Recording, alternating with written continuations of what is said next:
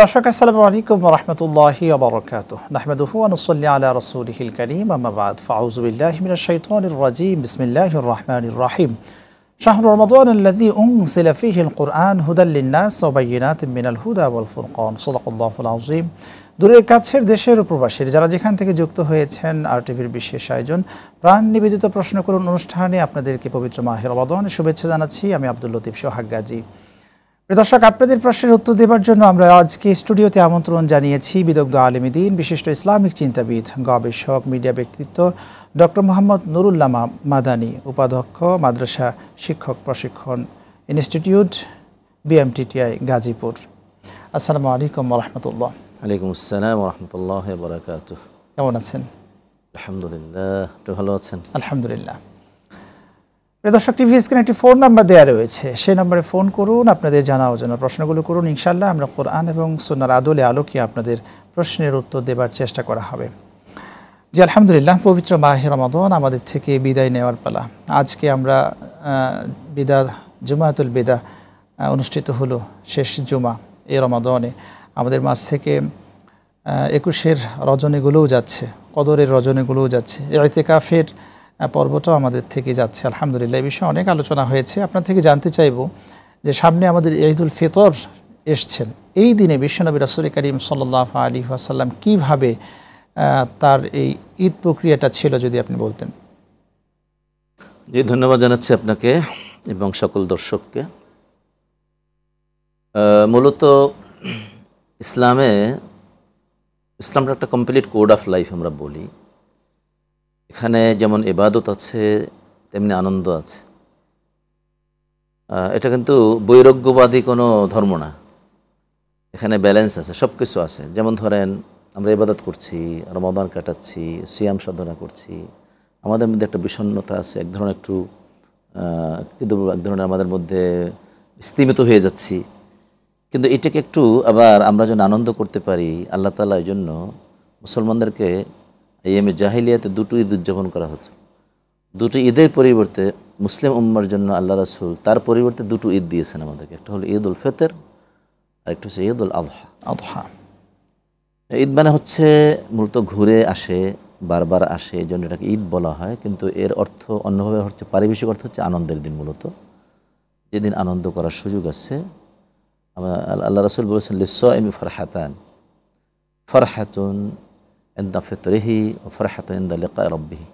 ফিতরের দুটো অর্থ আছে, একটা হলো আমরা ইফতার করি সেটা, আর একটা হচ্ছে ঈদুল ফিতর। ঈদুল ফিতরের জন্য হচ্ছে আমাদের জন্য আনন্দের দিন। এটা আনন্দ করার জন্য আল্লাহ তাআলা আমাদেরকে দিয়েছেন, অনুমোদন করেছে। আমরা আনন্দ অনেকভাবে করি, এর মধ্যে একটা হচ্ছে ভালো খাওয়া দাওয়ার আয়োজন করা, আত্মীয় স্বজন নিয়ে একত্রে বসে আমরা একটু নিজেরা একটু আড্ডার মতো দেই, খোশ মেজাজে গল্প করি, আলোচনা করি। এই সুযোগটা আমাদের ঈদের দিন কিন্তু রয়েছে। সে কারণে আমরা কিন্তু এই ঈদের দিনে যে আমরা এই কাজগুলি করছি, বিশেষ করে ভালো খাবার দাবারের আয়োজন করছি, প্রতিবেশীদের ভাগাভাগি করছি, গরিবদের সাথে ভাগাভাগি করছি, স্বজনদেরকে আমরা দাওয়াত দিচ্ছি। শুনবো, একজন দর্শক আছেন। এগুলো সব ইসলামে অনুমোদিত। জাযাকাল্লাহ। এভাবে ভরপুর বেঁচে থাকাটাই জীবন, আর জীবনের স্বাদের অনিবার্য সঙ্গী প্রাণ। দর্শক কে আছেন? আসসালামু আলাইকুম, নাম বলে প্রশ্ন করুন। ওয়ালাইকুম আসসালাম ওয়া রাহমাতুল্লাহ। যে আমার প্রশ্নটা হচ্ছে যে রমজানের শেষের দিকে কোনো মানে নির্দিষ্ট দিনে, যেমন আমাদের এই গ্রামে গঞ্জে এই দিকে যে কালকে বা জোহরের নামাজ আদায় করার পরে বিভিন্ন অঞ্চলে মানে বিভিন্ন এলাকা ভিত্তিক যে মানে কবরগুলো আছে, এই কবরগুলোতে জিয়ারত করতে সমস্ত ইমাম সহ সমস্ত মুসল্লিগুলো বের হয়। তো এই পদ্ধতিটি কি সঠিক নাকি মানে এর বিধানটা সঠিক কি? ওকে, আপনি থাকুন আমাদের সাথে, ইনশাআল্লাহ চমৎকার একটি প্রশ্ন করেছেন। আমরা এই প্রশ্নের উত্তরে যাই। দর্শক জিজ্ঞাসা করছেন যে আমাদের এই শেষের সময়টাতে যখন লাইলাতুল কদর হয়, অন্বেষণ করছি, ঠিক এই সময় ইমাম সাহেবকে নিয়ে আমরা কবর জিয়ারত করি। আরেকটি কাজ করা হয়, সেটা হচ্ছে ঈদুল ফিতরের দিনে যখন ফজরের সালাতটা আদায় করি, সালাতের পরেও কিন্তু আমরা কবর জিয়ারত করতে যাই। সেই ক্ষেত্রে ইসলামের এই ধরনের কোনো নির্দিষ্ট টাইম সীমা রয়েছে কিনা? প্রথম কথা হচ্ছে যে না, টাইম সীমা নেই। আচ্ছা, কবর জিয়ারত করা সুন্নাহ। তবে কবর জিয়ারতের উদ্দেশ্যে কোনো সফর করা সুন্নাহসম্মত না। আচ্ছা, যেমন কবর জিয়ারত উদ্দেশ্যে আমি চিটাগাং গেলাম, এটা সুন্নাহসম্মত না। কিন্তু আমি যদি কবরের কাছে যাই, বিশেষ করে আমার স্বজন, আত্মীয় স্বজন, আমার মা বাবা, প্রতিবেশী, হতে পারে যে কোনো কবর, সেই কবরের কাছে গিয়ে সেখানে সালাম দেওয়া, সেখানে দোয়া পড়া, এটা সুন্নাহ। সুন্নাহ। আল্লাহ রাসূল বলেছেন, একসময় কবর জিয়ারত নিষিদ্ধ ছিল। আল্লাহ রাসূল পরে বলেছেন, ফাজুরুহা ফাইন্নাহা তুযাক্কিরুল মাউতা। কবর জিয়ারতের মূল উদ্দেশ্য হচ্ছে যিনি কবর জিয়ারত করছেন তার লাভ। কি লাভ? কবরের কাছে গেলে তার মৃত্যুর কথা স্মরণ হয়, এটা হলো কবর জিয়ারতের মাকসুদ। তো কবরের ব্যক্তির দোয়া করার জন্য, ব্যক্তির জন্য দোয়া করতে কিন্তু কবরের কাছে যাওয়া জরুরি না, মনে রাখতে হবে। কবরের যিনি আছেন তার জন্য যদি আমরা দোয়া করতে চাই, সেই দোয়া ঘরে বসে করলে সব পাবে। তার জন্য আল্লাহ যে কবুল করে, তার জন্য মুক্তির সম্ভাবনা আছে। এটা যদি আমরা শত শত মাইল দূর থেকে করি, তাহলে আল্লাহ তাআলা কবুল করবেন এটা। কিন্তু কবরের কাছে গেলে লাভ হচ্ছে কি? আমার লাভ। আমি এই কবরে যেতে হবে, এটা মনে আসছে, আমার মন দিল নরম হচ্ছে, ইসলামের প্রতি আমাদেরকে অনুগত করার জন্য আমাদেরকে অনুপ্রেরণা দিচ্ছে। এজন্য কবর জিয়ারত করা সুন্নাহ। সে কারণে কেউ যদি দলবল বলে ইমাম, আমরা সময় দোয়া করতে পারি না, তো কবর জিয়ারতের পরে মূলত সালাম দিয়ে যে আল্লাহ রাসূল দোয়া শিখিয়েছেন, সেটা পরেই সুন্নাহ। এটাই হলো মূল কাজ। তারপরে যদি কেউ দোয়া করতে চায়, অনেকে ওলামা কেরাম বলেছেন দোয়া করতে পারে, সেক্ষেত্রে মনে রাখতে হবে যে আমাদের কবরের দিকে ফিরে কবরের কাছে চাচ্ছি এমন যেন দৃষ্টিভঙ্গি না থাকে। অর্থাৎ আমরা সাধারণত কিবলামুখী হয়ে দোয়াটা করব, দোয়া করার সুযোগ আছে। কেউ যদি দোয়া করে, তার সাথে কেউ হাত তুলতে পারে, কিন্তু এটা খুবভাবে আড়ম্বরভাবে করতে হবে, এ ধরনের কোনো শরীয়ত সম্মত। জি, আমরা এই প্রশ্নের উত্তর পেয়েছি আলহামদুলিল্লাহ। আমরা যে জায়গায় ছিলাম আলোচনায়, যে রাসূল সাল্লাল্লাহু আলাইহি ওয়াসাল্লাম, যদি আপনি কোট বাই ধরে বলেন যে রাসূল সাল্লাল্লাহু আলাইহি ওয়াসাল্লাম ঈদের সুন্নাহ প্রক্রিয়া কি ছিল? ঈদের দিনে বলছিলাম, যেটা প্রথম হলো আমি যে বিষয়টা বলছিলাম, এটা করা যায়, এটা হলো মূল কথা। তো আল্লাহ রাসূল, আমরা শুনবো একটু, একজন দর্শক আছে। দর্শক কে আছেন? আসসালামু আলাইকুম, নাম বলে প্রশ্ন করুন। আসসালামু আলাইকুম। জি, প্রশ্ন করুন। আমার প্রশ্ন হচ্ছে যে ফরজ নামাজের আগে 2 রাকাত সুন্নাত নামাজ আছে এবং জোহরের 4 রাকাত সুন্নাত নামাজ আছে। তো এই সুন্নাত নামাজ না পড়ে কি ইমামতি করা যায়? এটা 1 নম্বর প্রশ্ন। আর 2 নম্বর প্রশ্ন হচ্ছে যে ফিতরার টাকা আমরা কি বিধর্মীকে দিতে পারবো? ওকে, আপনি থাকুন, খুব চমৎকার দুটি প্রশ্ন করেছেন। আমরা এই দুটি প্রশ্নে দর্শকের দিয়ে আসি। একটা হচ্ছে ফজরের সালাত, যিনি ইমাম সাহেব হবেন, ফজরের সালাত হোক, জোহরের সালাত হোক, হ্যাঁ ফজর জোহর, এই যে সুন্নাহ দুইটা রয়েছে, এই সুন্নাহগুলো না পড়ে কি তিনি ইমামতি করতে পারবেন কিনা, সেইটা জানতে চাই। প্রথম কথা হচ্ছে ফজরের সুন্নাতটা জোহরের সুন্নাতের চেয়ে গুরুত্বপূর্ণ। আচ্ছা, কেন গুরুত্বপূর্ণ? ফজরের সুন্নাত আল্লাহ রাসূল সফর অবস্থায় ছাড়েন নাই, মুকিম অবস্থাও ছেড়ে দেন নাই, সবসময় পড়েছেন। এই কারণে ফজরের সালাটা স্পেশাল গুরুত্ব আছে। তা কিন্তু জোহরের সালাত আবার আল্লাহ রাসূল মুসাফির অবস্থায় ছেড়ে দিয়েছেন, কিন্তু মুকিম অবস্থায় পড়েছেন, সে কারণে তার চেয়ে গুরুত্বপূর্ণ বেশি এটা। দ্বিতীয় কথা হচ্ছে যে এখন যদি এমন হয় যে না, ইমাম সাহেব মসজিদে টাইম দেওয়া আছে, নির্দিষ্ট টাইমে সালাত আদায় না করলে সেখানে হয়তো মুসল্লিরা বিরক্ত হবেন, এমন যদি পরিস্থিতি তৈরি হয়, সেক্ষেত্রে কিন্তু তার সুন্নাত আদায় না করে সে নামাজ যদি পড়ে, তাতে নামাজ হতে কোনো অসুবিধা নেই। তিনি সুন্নাত 2 রাকাত হয়তো পরে পড়ে নেবেন, কিন্তু ইমাম সাহেবের ইমামতি করতে কোনো অসুবিধা নেই। এটা কিন্তু কন্টিনিউ তো আর হবে না। হ্যাঁ, 2 নম্বর হচ্ছে যে ইজ বেস্ট, এটাই ভালো। তার উপর যেহেতু সুন্নাহ, টাইম মতো পড়ে নিয়ে 2 মিনিট যদি মুসল্লিরা অপেক্ষা করেন, পড়ে নিতে পারেন। আর বাসায় পড়লে তো সেটা ভিন্ন জিনিস, সেটা আগে সুন্নাত পড়ে নেবেন, তারপরই ফরজ পড়বেন। জাযাকাল্লাহ, আমরা উত্তর পেয়েছি। দ্বিতীয় প্রশ্নটি ওনার ছিলেন যে সাদাকাতুল ফিতর যে আমরা আদায় করছি, যেটা আমাদের মুসলিম ভাই বোনদের দিচ্ছি, একই সাথে এটা অন্য ধর্মের ভাই বোনদের দেওয়া যাবে কিনা?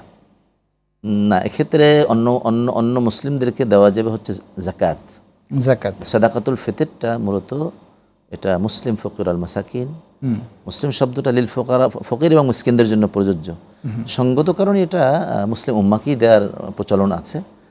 আর যাকাত যেহেতু দেওয়ার সুযোগ আছে মুসলিমদেরকে, সেক্ষেত্রে সাদাকাতুল ফিতরটা আর না যাওয়াই ভালো। কারণ হচ্ছে সাদাকাতুল ফিতর হচ্ছে তু'মাতুল লিল মাসাকিন, কাদের জন্য যারা ঈদ উদযাপন করে। তাই হিন্দুরা বা খ্রিস্টানরা তারা আমাদের সাথে ঈদ উদযাপন করেন না, করছেন কারা? মুসলিমরা। সুতরাং তাদের ঈদ উদযাপনে ভাগাভাগি করার জন্য মতো সাদাকাতুল ফিতর। এই কারণে আমি মনে করি এটা মুসলিমদের না দেওয়া উচিত বা দেওয়া ঠিক হবে না, তাদের জন্য যাকাত দেওয়ার সুযোগ রয়েছে। শুনবো আল্লাহ ইনশাল্লাহ। দর্শক, আপনারা দেখছেন RTVর বিশেষ আয়োজন প্রাণ নিবেদিত প্রশ্ন করুন অনুষ্ঠান। সময় হয়েছে বিরতি নেবার, ফিরবো ইনশাল্লাহ।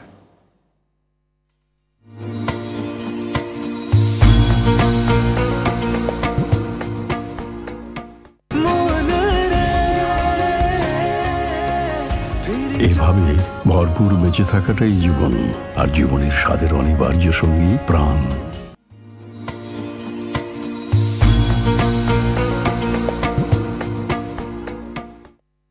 দর্শক, বিরতির পর ফিরে এলাম আপনাদের প্রিয় অনুষ্ঠানে। আপনারা দেখছেন RTVর বিশেষ আয়োজন প্রাণ নিবেদিত প্রশ্ন করুন অনুষ্ঠান। জি আলহামদুলিল্লাহ, আমরা আলোচনায় ছিলাম। আমাদের অনলাইন থেকে দুজন বন্ধু প্রশ্ন করেছেন, জানতে চেয়েছেন যে মসজিদে যেখানে আমরা নামাজ পড়ছি, 5 ওয়াক্ত সালাত আদায় করছি, তার পাশে যে আমরা এখন কবরগুলো দেখি, এই কবর দেওয়ার বিধান কি রয়েছে ইসলামী শরিয়াতে? মসজিদের পাশে যদি কবর দেওয়া হয় এটা নিষিদ্ধ না। নিষিদ্ধ না, হতে পারে, হতে পারে। তবে যদি এমন হয় যে কেউ যদি এমন হয় যে এই কবরকে পূজা করার জন্য, কবরকে সিজদা করার উদ্দেশ্যে সেভাবে ইচ্ছা করে সামনে মসজিদে কবর বানায়, তাহলে সেটা তো আর বৈধ না। সেটা বৈধ না, সেটা বৈধ না। জেনারেলি হয়তো কবর আছে, তার পাশে মসজিদ হয়েছে, অথবা মসজিদের পাশে জায়গা আছে, সেখানে যদি কবর দেয় এটা অসুবিধা আর কিছু নাই। জাযাকাল্লাহ, আমরা উত্তর পেয়েছি। জানতে চাই রাসূল সাল্লাল্লাহু আলাইহি ওয়াসাল্লাম, আপনি আলোচনা করছিলেন তার সুন্নাহ প্রক্রিয়া ঈদ কেমন ছিল? ঈদুল ফিতর এবং ঈদুল আজহার দুই একটা বিষয় একটু ব্যবধান আছে, বাকিগুলো মোটামুটি সেম। প্রথম হচ্ছে ঈদের দিন তাকবীর বলা, এটা একটা সুন্নাহ। এক্ষেত্রে আমাদের দেশে একটা প্রচলিত কথা আছে যে ঈদুল আজহায় জোরে জোরে তাকবীর বলা আর ঈদুল ফিতরে আস্তে আস্তে বলা। আসলে সুন্নাহ যেটা বলে না, দুই ঈদেই মূলত তাকবীরগুলো জোরে জোরে বলা, বিশেষ করে সূর্য উদয়ের পর থেকে তাকবীর বলা শুরু করা এবং নামাজ শুরু হওয়া পর্যন্ত বেশি বেশি তাকবীর দেওয়া সুন্নাহ। আল্লাহ বলেছেন ওয়ালিউকাব্বিরুল্লাহ আলা মা হাদাকুম, তাকবীর দাও, জোরে জোরে তাকবীর বলো, তারা যেন তাকবীর বলে। আল্লাহ যেন আমাদেরকে হেদায়েত দিয়েছেন, হেদায়েতের কাজ করতে দিয়েছেন, আল্লাহর বরত্ব ঘোষণা করা, এটা একটা সুন্নাত পদ্ধতি। দ্বিতীয়ত হচ্ছে গোসল করে ঈদের জামাতে হাজির হওয়া। তৃতীয়ত হচ্ছে ঈদের জামাতের সাথে ঈদের সালাত আদায় করা, এটা একটা সুন্নাহ। ঈদের সালাত ঘরে বসে একা একা হয় না। কেউ যদি সালাত না পান তাহলে হয়তো তার নামাজ আর হচ্ছে না, ঈদের সালাত জামাতের সাথেই পড়তে। ঈদের সালাতটা মূলত কি ফরজ না ওয়াজিব না নফল? অনেকে বলেছেন ওয়াজিব, অনেকে সুন্নাহ, ওভারঅল অনেকে ওয়াজিব বলেছেন। অর্থাৎ আল্লাহ রাসূল এটা করতে খুব গুরুত্ব দিয়েছেন, সেই অর্থে ওয়াজিব কিন্তু হানাফি মাযহাবে ওয়াজিব আছে, অন্য মাযহাবে ওয়াজিব নাই। তারা বলেন সুন্নাত, কিন্তু গুরুত্বপূর্ণ সুন্নাত। সুতরাং এটা গুরুত্বপূর্ণ সুন্নাহ বা ওয়াজিব আমরা বলতে পারি। ঈদের সালাত যদি কেউ না পড়ে গুনাহগার হবে? ওই যে কোনো মাযহাবে গুনাহগার হবে, কোনো মাযহাবে গুনাহগার হবে না। যারা ওয়াজিব বলেছেন তারাও গুনাহগার হবে, যারা বলেন যে ওয়াজিব না, গুরুত্বপূর্ণ সুন্নাহ, সে অর্থে গুনাহগার হবে না। শুনবো, একটা ফোন আছে ইনশাআল্লাহ। দর্শক কে আছেন? আসসালামু আলাইকুম, নাম বলে প্রশ্ন করুন। আসসালামু আলাইকুম, দর্শক কে আছেন?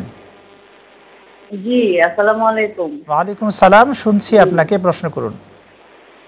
জি, আমার প্রশ্নটা ছিল হুজুর যে তারাবি নামাজ এবং তাহাজ্জুদ নামাজ, এই দুটো কি সুন্নত না নফল?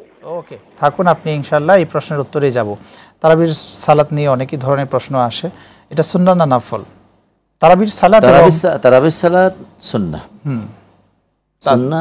আমরা সুন্নাহ নফলের মধ্যে পার্থক্যটা করি এভাবে, তাহাজ্জুদ সালাত নফল, এটা আমাদের জন্য মানে এটাও সুন্নাহ এক অর্থে, কিন্তু যেহেতু আমাদের জন্য ওইভাবে ম্যান্ডেটরি না, আমাদের পড়ার জন্য অপশন আছে, পড়লে অনেক সওয়াব, না পড়লে কোনো গুনাহ নাই, সে অর্থে আমাদের জন্য এভাবে খুব গুরুত্বপূর্ণ। তারাবির সালাত না পড়লে গুনাহ আছে? তারাবির সালাত না পড়লে গুনাহ নাই, তবে যেহেতু আল্লাহ রাসূল এটা বলেছেন যে আমি যদি মানে ফরজ হয়ে যাবে এই আশঙ্কা উনি কম করেছেন, মানে হচ্ছে গুরুত্বপূর্ণ সুন্নাহ, গুরুত্ব অনুযায়ী আমল করতে হবে, সে অর্থে কেউ যদি ছেড়ে দেন ইনশাআল্লাহ গুনাহ হবে না, তবে কাজটা খুব গুরুত্বপূর্ণ। আল্লাহ রাসূল গুরুত্ব দিয়েছেন। আল্লাহ রাসূলের নিজের উপরে কিন্তু তাহাজ্জুদ নামাজ ওয়াজিব ছিল, আল্লাহ রাসূল রেগুলার পড়েছেন।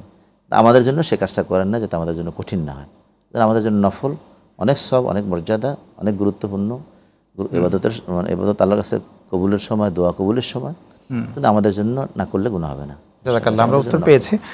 আপনি বলছিলেন যে রাসূল সাল্লাল্লাহু আলাইহি ওয়াসাল্লাম সুন্নাহ প্রক্রিয়ার বিষয়টা, সালাত, ঈদের সালাতের বিষয়।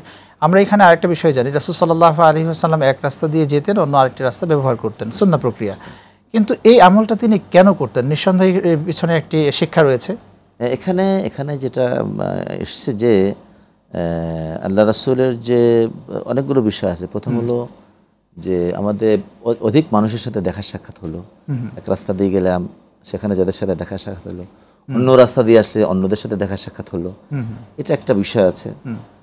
আর দ্বিতীয় হচ্ছে আমাদের ঈদের দিনে একটা সৌহার্দ্যপূর্ণ যে পরিবেশ, সৌহার্দ্যপূর্ণ ভালোবাসাপূর্ণ পরিবেশ তৈরি করা, পরস্পর দেখা সাক্ষাৎ হওয়া, সেই জায়গায় একটা বিষয় আছে।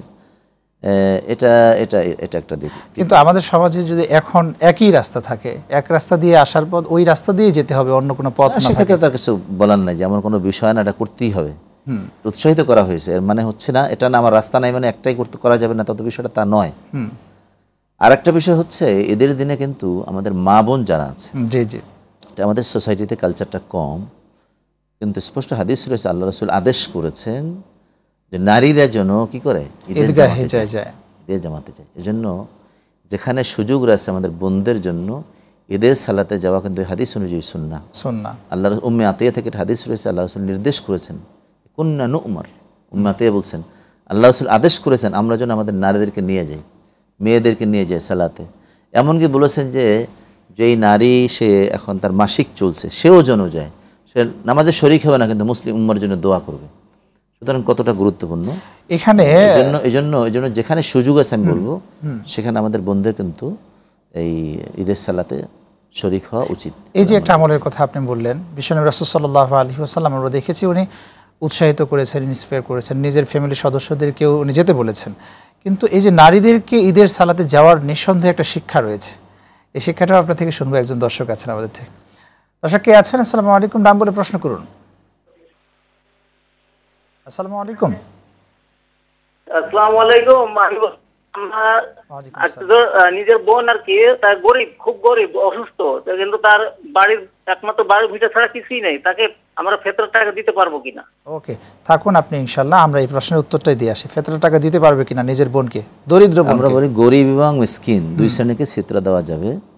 সেক্ষেত্রে দরিদ্র হলো সেই ব্যক্তি যার যাকাত পরিমাণ অর্থ হয় নাই, কোনো মতে খেয়ে দেওয়া আছে, সে গরিব, তাকে দেওয়া যাবে। নিজের বোন হলেও দেওয়া যাবে, নিজের ভাইকেও দেওয়া যাবে। শুধুমাত্র সন্তান এবং মা বাবা উপরে এবং নিচে তাকে দেওয়া যাবে না, বাকিদেরকে দেওয়া যাবে। আরেকজন দর্শক আছেন, কে আছেন? আসসালামু আলাইকুম, নাম বলে প্রশ্ন করুন। আসসালামু আলাইকুম, দর্শক কে আছেন? ওয়ালাইকুম আসসালাম। আসসালামু আলাইকুম। ওয়ালাইকুম আসসালাম, শুনছি, প্রশ্ন করুন। আচ্ছা, আমি বলছিলাম যে গোরস্থানের পাশে কোনো মসজিদ করা যাবে কিনা? ওকে, থাকুন, ইনশাআল্লাহ। গোরস্থানের পাশে কোনো মসজিদ করা যাবে কিনা দিয়েছে একটু আগে। উনি গোরস্থানের পাশে কবর দেয়া যাবে কিনা, না ওটা মসজিদের পাশে কবর দেয়া যাবে কিনা, একই কথা আমি বলেছি তখন। যদি মনে করেন গোরস্থান আছে অথবা কবর আছে, তার পাশে যদি মসজিদ করার অসুবিধা নাই। কেউ যদি এমন উদ্দেশ্যে করে যায় না কবরকে সিজদা করবে নামাজে গিয়ে গিয়ে, সেই উদ্দেশ্যে তো করা যাবে না, অবশ্যই নরমালি করা যাবে, কোনো অসুবিধা নেই। জাযাকাল্লাহ। আপনি যে আলোচনায় ছিলেন, রাসূল সাল্লাল্লাহু আলাইহি ওয়াসাল্লাম তার স্ত্রীদেরকে, তার মেয়ে সন্তানদেরকে এবং ওভারঅল মেয়েদেরকে তিনি ঈদের জামাতে যাওয়ার জন্য ইন্সপায়ার করেছেন। এই যে ঈদের জামাতে মহিলাদেরকে যুক্ত করা, নিঃসন্দেহে এখানে একটা শিক্ষা রয়েছে। শিক্ষা কি হতে পারে? প্রথম হচ্ছে যে আমাদের নারীদেরকে তারা কিন্তু ইসলামিক আলোচনা খুব পায় না। ঈদের জামাতে কিন্তু একটা খুতবা হয়, বড় জামায়াত হয়। ঈদের জামাত কিন্তু জুমার সালাতের চেয়ে, জুমার নামাজের জামায়াত হয় তার চেয়ে বড় জামাত। একটা গ্রামে যদি 3টা জামে মসজিদ থাকে, উচিত হলো সব জামে মসজিদের একটা ঈদগাহ করা, সেখানে সালাত আদায় করা। কারণ হচ্ছে এখানে একটা ডিরেকশন দেওয়া হয় মুসলিম উম্মাকে, একটা সোসাইটিকে। এই সোসাইটির যে ডিরেকশন, ইসলামী যে দৃষ্টিভঙ্গি, এগুলো আমাদের নারীদের তো জানা দরকার। সুতরাং ঈদের খুতবাটা ইম্পর্টেন্ট। 2 নম্বর হচ্ছে অনেক এই গ্রামের অনেক নারীদের সাথে দেখা হবে, অনেক বান্ধবীর হবে, এই যে দেখা সাক্ষাৎ হওয়া, পুরুষদের সাথে পুরুষদের দেখা সাক্ষাৎ, তাদের তো সামাজিকীকরণের বিষয় আছে। এই সামাজিকীকরণ কিন্তু একটা বড় গুরুত্বপূর্ণ কাজ ইসলামের সকল কাজে, বিশেষ করে সালাতে বলেন, জামাতে বলেন, ঈদে বলেন, এই ঈদের জামাতে বলেন, এগুলো কিন্তু শুনবো ইনশাআল্লাহ, পরস্পর সম্পর্কিত বিষয় আছে। জি প্রিয় দর্শক, আপনারা দেখছেন আরটিভির বিশেষ আয়োজন প্রাণ নিবেদিত প্রশ্ন করুন অনুষ্ঠান। সময় হয়েছে আরও একটি বিরতি নেবার, ফিরবো ইনশাআল্লাহ।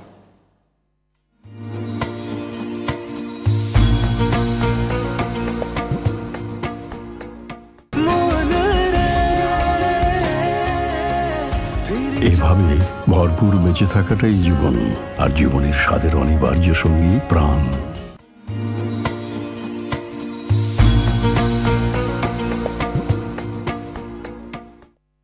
প্রিয় দর্শক, বিরতির পর ফিরে এলাম আপনাদের প্রিয় অনুষ্ঠানে। দেখছেন আরটিভির বিশেষ আয়োজন প্রাণ নিবেদিত প্রশ্ন করুন অনুষ্ঠান। জি আলহামদুলিল্লাহ, আমরা আলোচনায় ছিলাম বিশ্বনবী রাসূল সাল্লাল্লাহু আলাইহি ওয়াসাল্লামের ঈদ কেমন ছিল, সুন্নাহ পদ্ধতি আপনি আলোচনায় ছিলেন।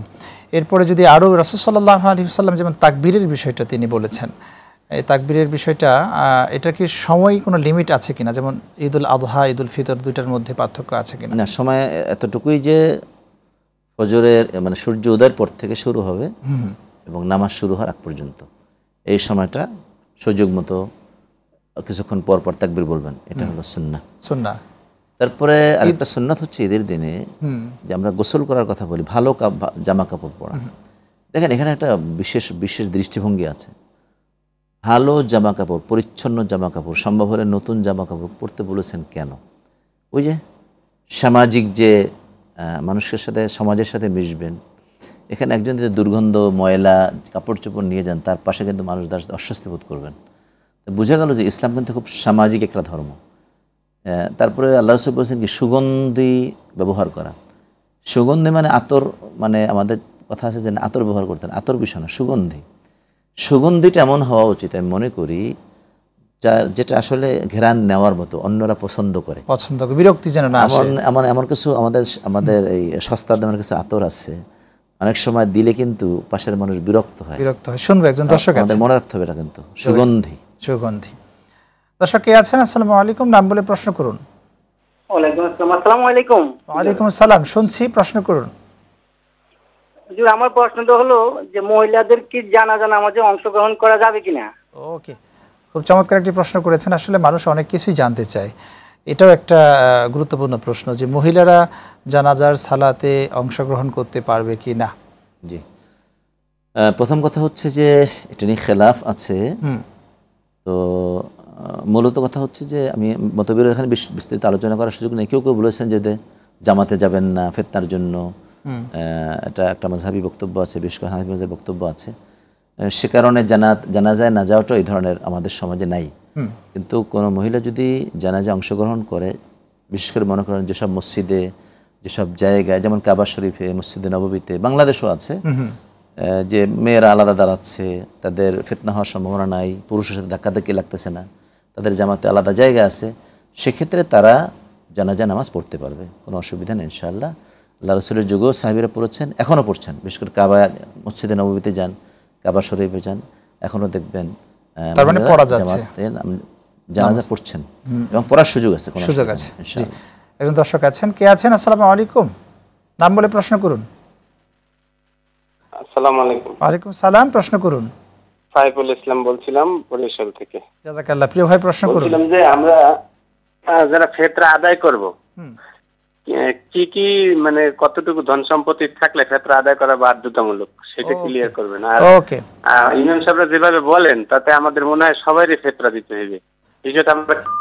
ওকে, জাযাকাল্লাহ, খুব চমৎকার একটি প্রশ্ন করেছেন যে ফিতরার বিষয়টি উনি জানতে চেয়েছেন, কি পরিমাণ সম্পদ থাকলে ফিতরার নিসাব আছে। এখানে দুটো দৃষ্টিভঙ্গি আছে। একদল উলামা কেরাম বলেছেন যার যাকাতের পরিমাণ ফরজ হয়ে যাকাতের নিসাব হচ্ছে তিনি ফিতরা দিবেন। আর একটা হচ্ছে যে না, জমহুর উলামা কেরামের বক্তব্য হচ্ছে না, মূলত একজন ব্যক্তি খাওয়া থাকার যা ব্যবস্থা আছে তারপরে যদি তার ফিতরা দেওয়ার পরিমাণ অর্থ থাকে তাহলে তিনি ফিতরা দিবেন। এটাই বোধহয় শুদ্ধ এবং সঠিক, কারণ এটা ইন জেনারেল যাকাত না, এটা ফিতরা।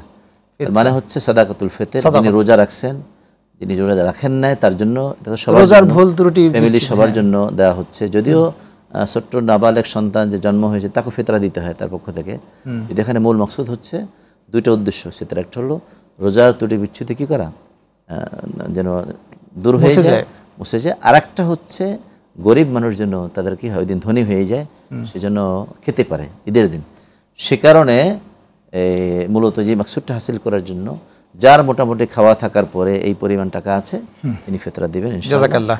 জাযাকাল্লাহ, খুব চমৎকারভাবে আলোচনা করেছেন। আশা করছি আল্লাহ রাব্বুল আলামিন এই আলোচনা থেকে আমাদেরকে শিক্ষা গ্রহণ করার তৌফিক দিবেন এবং সেই শিক্ষা ব্যক্তি এবং সমাজ জীবনে যাতে আমরা প্রতিষ্ঠা করতে পারি, আমল করতে পারি। অসংখ্য ধন্যবাদ, আপনি আজকে আমাদেরকে সময় দিয়েছেন।